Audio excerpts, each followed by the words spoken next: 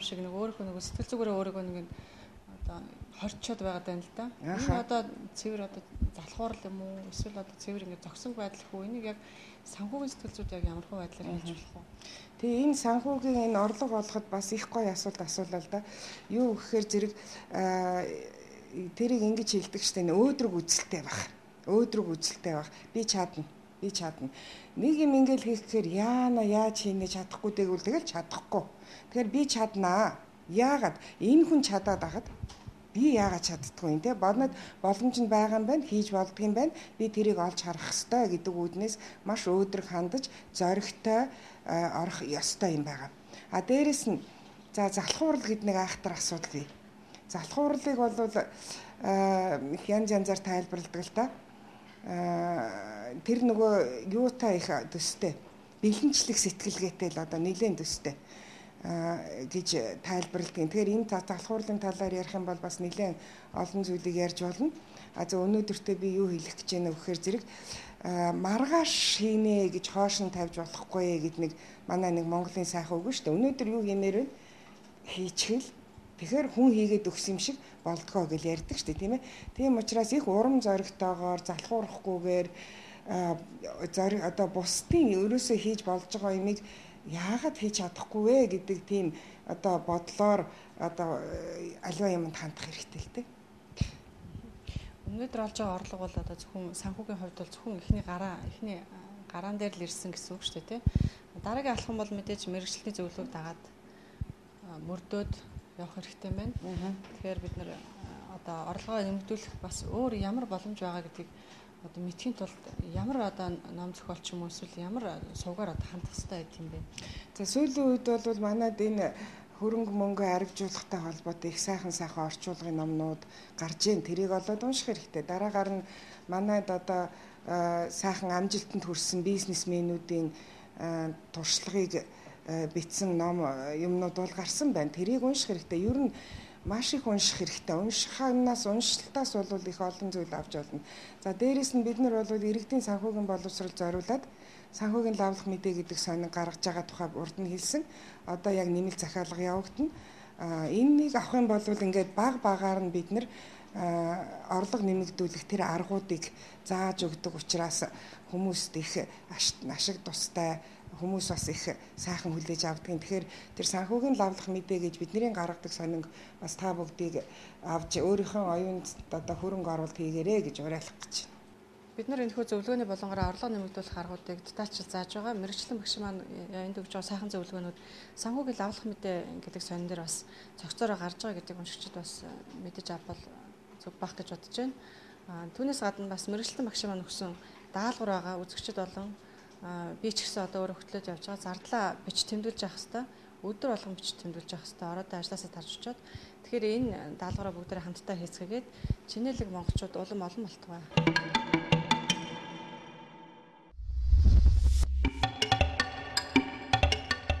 Хөрөнгийн зах зээл Монголд жинхэнэ утгаараа эхэлж байгааг харуулсан олон арга хэмжээ нэгэн зэрэг эхэлж байна. Лондонгийн хөрөнгийн биржийнхэн Монголын хөрөнгийн зах зээлийг хөтөлж дэлхийн зах зээлд алхуулахар ажиллаа эхэлсэн. Тэдний хэлж байгаагаар Монголын хөрөнгийн зах зээлд дутуу зүйл ганц л байгаа. Тэр нь хөрөнгийн зах зээл гаргах бэлтгэл хангагдаагүй. Түүний шаардлагыг хараах нь биелүүлээгүй гэсэн дүгнэлт юм. Лондонгийн биржийнхэн эхний сургалтуудаа хэдийн эхэлсэн. Засгийн газрын ажлын хэсэгтээ уулзснаас гадна цаашид Монголын хөрөнгийн зах зээлийг бүрэн эргэлтэд оруулахын тулд татан төвлөрүүлэх хөрөнгийн хэмжээ зэргийг тооцож гаргах шаардлагатайг зөвлөж байгаа. Лондонгийн хөрөнгийн биржтэй ажлын мастер гэрээ байгуулах ёслолд засгийн газрын тэргүүн оролцсон. Бас арилжааны банкудтай хамтын ажиллагааны гэрээг үзүүлж эхэллээ.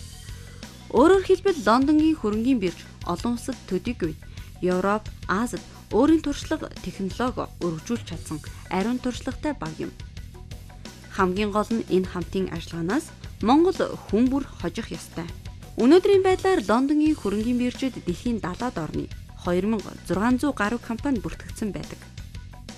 Харин Монголоос Петро Матад хэмээх ганцхан компани л хувьцаагаа арилжаалдаг. Цаашдаа илүү олон монгол компани энэ зах зээлд гарах ёстой.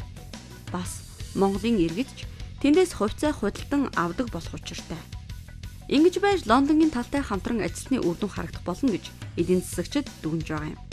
Эцэст нь тодруулахад англичууд Монголын хөрөнгийн зах зээлийг дэлхийдээ хөл нийлүүлэх хэмжээнд хүрэхийн тулд эхний ээлжинд технологийн шимжлэлд 10 гаруй сая ам доллар зарцуулж байгаа юм байна.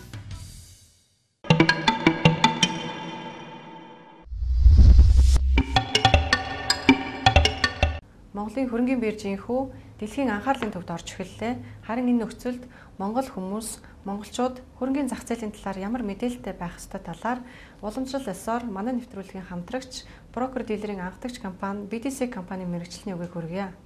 Монголын хөрөнгийн биржийн гишүүн брокерийн бүсүүдээс сонгогдоод компани үзүүлж байгаа үйлчлэгээ үйл ажиллагаа явуулж байгаа байдал эрсдийн сангийн хэмжээ таны дансыг зөв зүйтэй найдвартай захиран зарцуулах танд үйлчлэх үйлчлэгээ хэр их сайн байна. Тэр компанид л очиж үйлчлэх нь илүү зохимжтой байгаа. Иргэд нэгдүгээрт эрэхтэй өмч хөвчлийн үеэр буюу цэнхэр ягаан засалбараар хэрэг хувьцаа авч ирсэн бол үн цаасны төлбөр тооцооны төв дээр очиж заашгүй дансаа шүүлгэсэн байвал ер нь үзэх нь.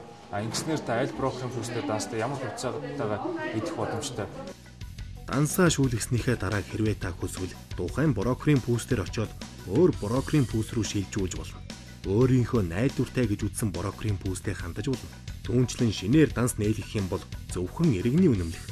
Данс нээлгэх хураамжтай эрхтэл хангалттай. Бусад материалыг бол тухайн хандсан брокерийн пүүсийн дилерүүд бүрдүүлж өгдөг юм. Хөрөнгийн зах зээлийн энэ хөдөлгөөнтэй холбоотойгоор хүмүүс маань иргэд маань хөрөнгийн зах зээлийн талаар мэдээллийг авахыг маш их хүсэж байна. За манай компанийн хувьд хагасаа өдөр болгон сургалт зохион байгуулдаг байгаа. За энэ сургалтанд ирэх хамрагдж байгаа хүмүүсийн тоо бол байнга тогтмол нэмэгдэж байгаа өшөө хамрагдъя гэсэн хүсэлтүүд тавигдж байна. Аж ахуйн нэгж байгууллагууд болохоор өөрсдөн дээр хөрөнгийн зах зээлийн талаар мэдээллийг өгөөч гэсэн хүсэлтүүдийг маш их тавьж байна. Тэрний дагуу ч гэсэн бид энэ хэмжээний шаардлагыг хангаж сургалтуудыг зохион байгуулах ажлыг нэгэн эрчимтэй хийж байгаа. Хэрвээ та манай нэвтрүүлгийн хамтрагч брокер дилерийн BDC компанийг сонгохоор шийдсэн бол тус пүүстээр үнэгүй сургалтанд хамрагдаж болно. Иргэд 7011 2845 дугаарын утсанд холбогдож регистрийн бүртгүүлвэл үнэгүй сургалтанд хамрагдах боломжтой. Суудлын тоо хязгаартай. Өдөрт 60 хүнийг сургалтанд хамруулж байгаа учраас урьдчилж бүртгүүлээд сургалтаа суугаад явж болох юм байна. Харин хөрөнгийн зах зээл гарах, дотоодын хөрөнгийн бирж дээр IPO-гоо хийх, ажиллагсдаа хөрөнгийн зах зээлийн мэдээлэл сургах хүсэлтэй байгууллагын тухайд 99 тэг 211 31 31 тэг 8 дугаар заргаж бүртгүүлвэл мэргэжлийн дийлрүүд байгууллага дээр нь хүрэлцэн очиж арилжаанд хэрхэн оролцох, ямар мэдээллийг нэн тэргуунд мэдэж байвал зохимжтой талаар сургалт хийх боломжтой.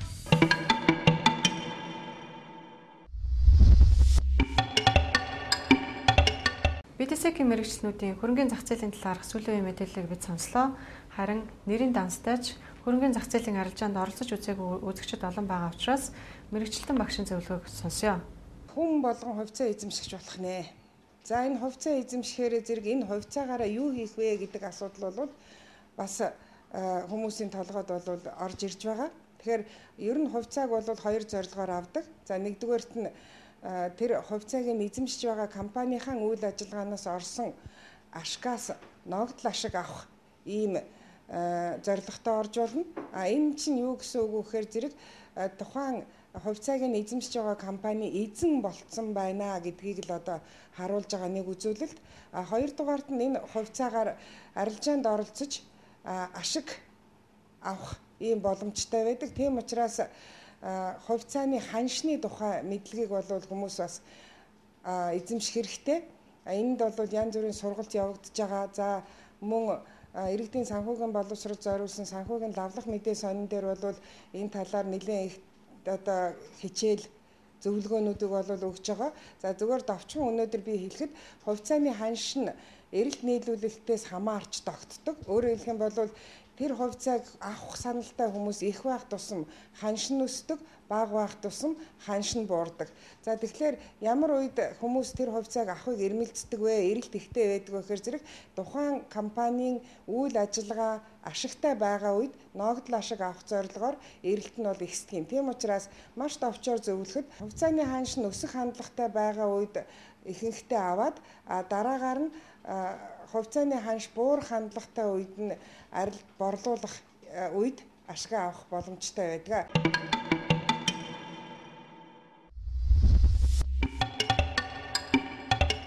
Манай нэвтрүүлгийг таалан болгосон үзэгч танд баярлалаа. Бид дараагийн дугаартаа санхүүгийн захын болон хөрөнгөний зах зээлийн талаарх сүүлийн үеийн мэдээллийг хүргэхээс гадна үзэгчдийн хамгийн их сонирхон асууж байгаа 7 дугаар хорооллын барилгын бүтээн байгуулалтын үйл явдлын талаар сурвалжлах болно. Ингээд арьсан төрөвчтэй хамт байсан үзэгч танд баярлалаа. Дараа иргэн уулзъя.